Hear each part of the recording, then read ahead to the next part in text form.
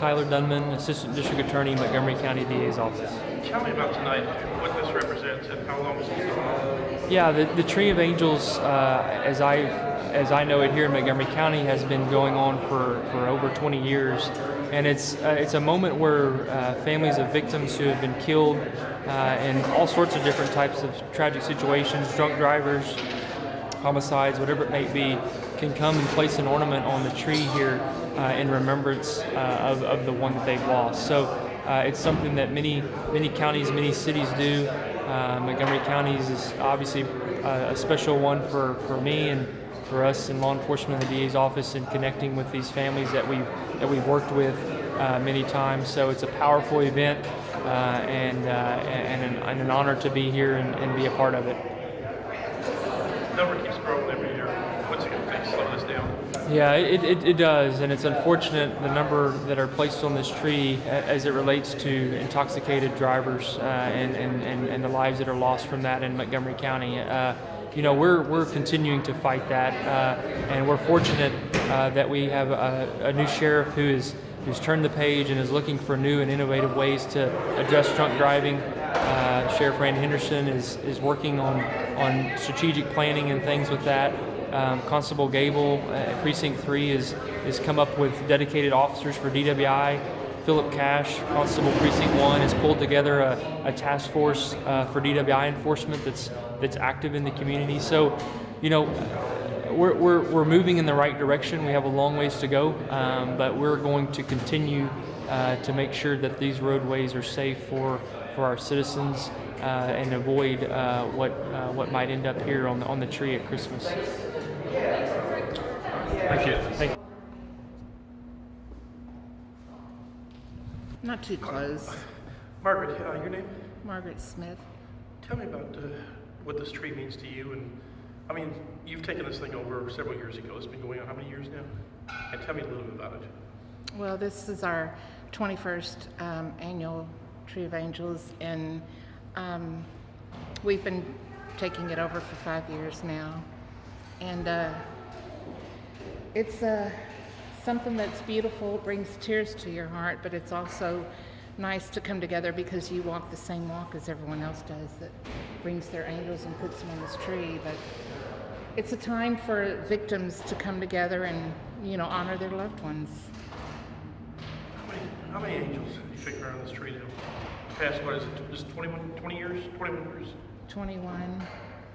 I would say this tree probably has close to 1,000 just on it. I mean, it may not look like it, but there's angels inside and out. We just put them everywhere. It's getting so full, but when, you actually put the angels up from prior years, it's very hard because everyone has a story. That's someone's loved one, and you just feel it. You feel their pain, and you think about their life and, what kind of life they had, the joy that they lived, and then all of a sudden they're gone. Was there any notice? No. When there's a crime like this, there's no notice, there's no warning. They're just gone, and this is something we do just to honor all of our angels. You lost your daughter in 2008 to intoxicated driver? 2008, Megan, and this is not really where I want her to be, hang her angel with her name on it, hanging on this tree, but I'm honored to be able to put her up here, and she is an angel, and it's just hard. It gets harder. People say it gets easier, but it doesn't. It gets harder. It's something that never goes away, and usually the victims are the ones that are given the life sentence, but it's very, very hard. Thanks.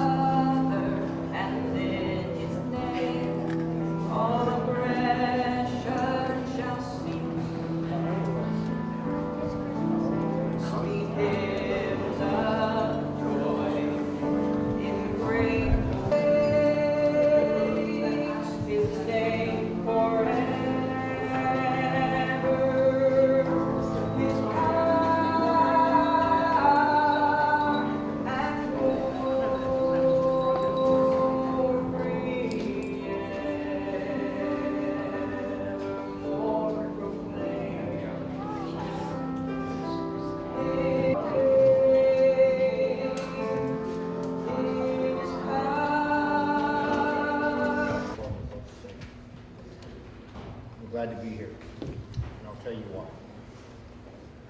As a police officer, we see a lot of traffic. And we are taught to take that and push it down. Be strong. Be strong. Push it down. Don't show anything. That's not strong. That's stupid. Because we wind up hurting ourselves, not good to one another. We're no good to each other. What's strong is you in this hall, you in this building. That's strong. I see it in your faces. You're strong because you're here. We're all here. Someone's been taken away from us. And we're not here to remember who someone used to be, who our loved ones were. We're here to acknowledge who they are. Because even though you may have had someone taken from you physically, it cannot take what's inside here. We will never, ever give that up. That's strong. That's who you are. You are not alone. Never will you be alone. And I know times are hard. Tough times never last. Tough people do. That's how I get through. The odds say that we won't save everybody. That's impossible. I don't know one officer that suits up every day going, who am I not going to save?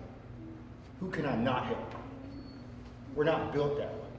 We don't think that way. We are here. We are here with you. We are here for you. And we will never go away. Never. I had a speech and then it just got here, so I want you guys to remember that. Remember how tough you are. Stay strong, because that's the way to be. Not try to push anything down. Don't let anyone take anybody from you. And that's who we remember. No. We know them for who they are, even today, even though they're not here. We're here with you. We will always be here with you. You can depend on us. You're not alone. I want to thank you for having me again. It's been an honor to be here. Remember, there's a reception across the street.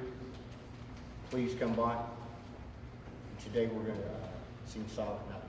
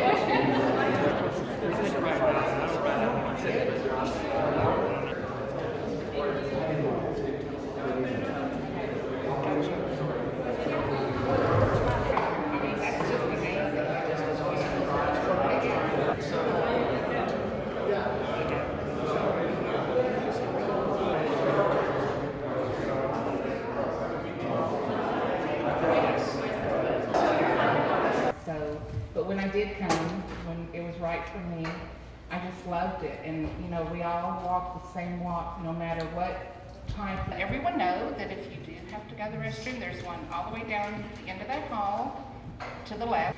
But, you know, when I come and hang the angels on the tree, it's so close to someone's heart. And it just brings tears to my eyes.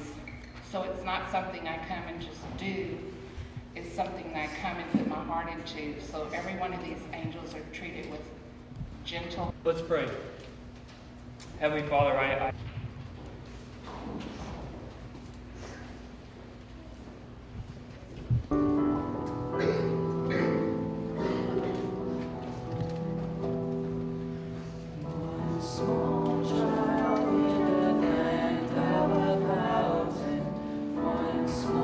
Dream of a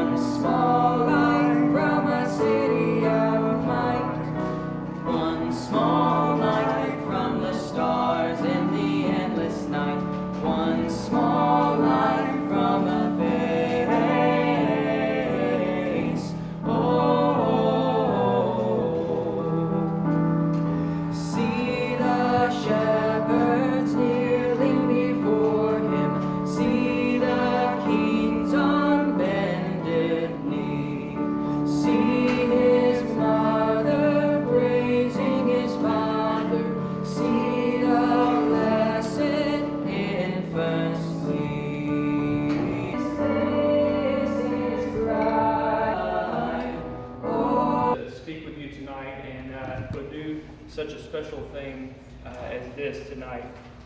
But my hope for tonight is about remembrance and encouragement. It's take a little bit of time to remember those that we have lost and some of the tragic circumstances that others have been through. But it's also for the encouragement to think about and reflect on the life that those that we have lost have lived. It's the story that we get to carry on in an event like this. This past year, I had the opportunity to work and be involved in a very significant case, a case that involved the Settlemeier family. And this is a story about a family, a husband, Roland, a wife, Mindy, a son, Harley, and a daughter, Sophie, who were all taken from this world by an impaired driver. Although the death of this family has had an impact on me and many others, when I learned the story of this family, it had an even greater impact on me personally. As a prosecutor, one of the worst and best days in handling a new case where a loved one has been lost is that first interaction and meeting you have with the family. At this first meeting, the family is often grieving and in a difficult situation, which obviously makes it very difficult. But one of the, inspiring parts of this meeting is having the family tell you and describe for you the loved one that they've lost. Not knowing them, it's very powerful to see the family talk about who they were, how they lived their life, what their personality was like, how they were as a mother, a father. And so you can imagine, as a prosecutor, you get to know them through the story that the family tells you.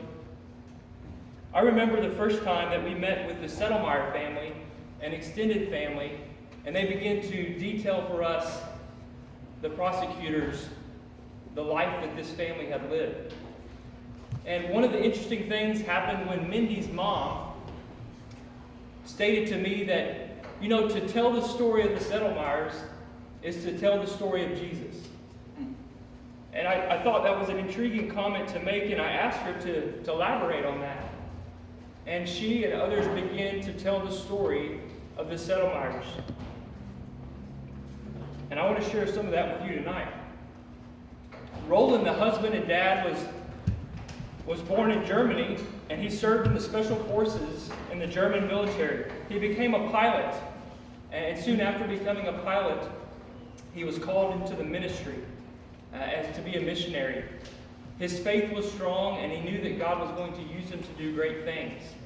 As a pilot, he joined an organization called Mission Aviation Fellowship, where he would fly supplies, medical treatment, doctors, missionaries, first responders, folks into some of the most uninhabited and dangerous places on the African continent.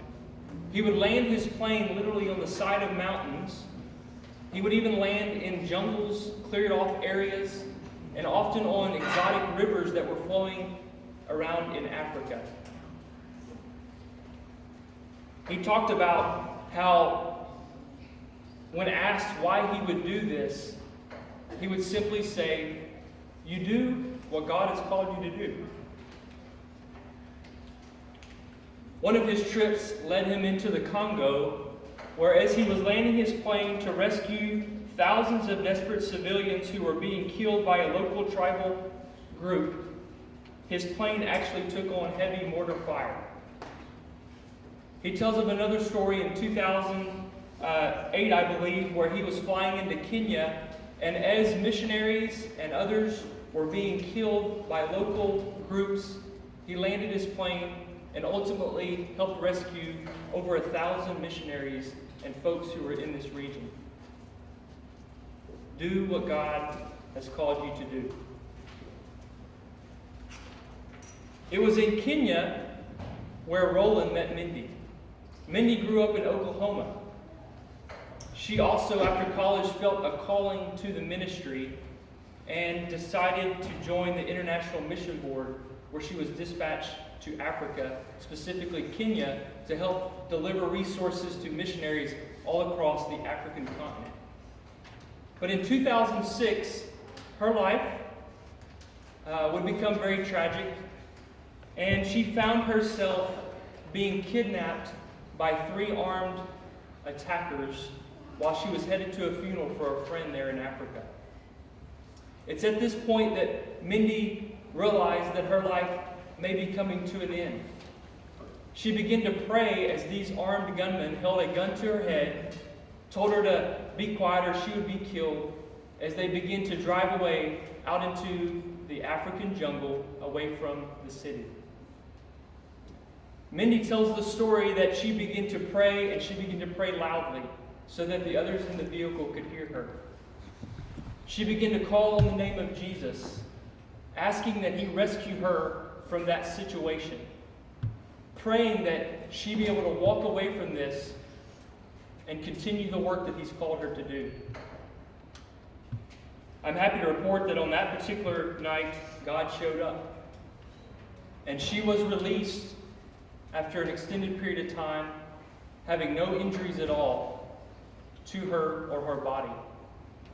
And after that event, Mindy was told and began to learn of the plan that God had orchestrated for her and her rescue and ultimate release. How God had people literally praying from around the globe over her in that situation that she was in. You can imagine the impact that this had on Mindy, and her faith and her prayer life only grew stronger from that moment. In 2009, Mindy and Roland started their family, and they had a son named Harley. Harley was born in Africa, and if he were here, he would tell you that he's looking forward to joining the Avenger Squad. But he loved going to church and being part of the children's ministry. In 2010, this family was blessed with a daughter, Sophie.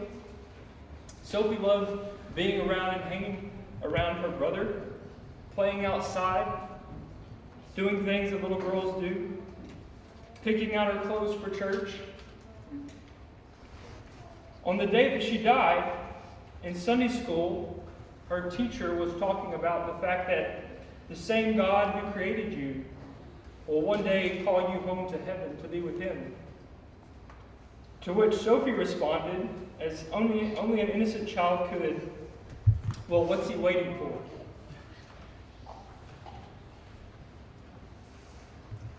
I've given you just a glimpse into the life and the story of the Settlemeier family.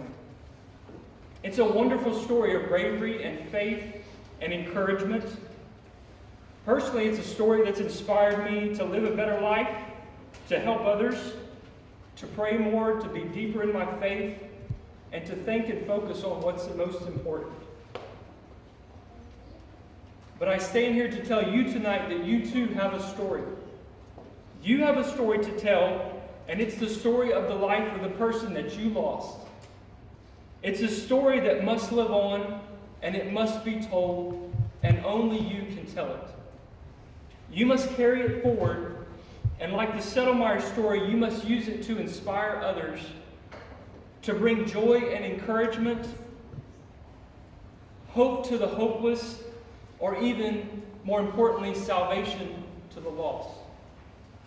1 Peter 3:15 says, "Always be ready to give an answer to every man who asks you for a reason for the hope that is in you." I encourage you tonight to keep going. Keep telling the story of the one that you have lost. Use their story to encourage others, to bring hope, happiness, and love to others. Because I firmly believe that it is those stories that can literally change the world. Thank you for the opportunity to speak with you tonight, to share the Settlemeier story. And as we anoint this tree with our ornaments and our angels tonight, let it be part of the story that you're telling for the one that you've lost. At this time, I invite our victims' families and friends and guests to bring their ornament as we hang it on the tree together.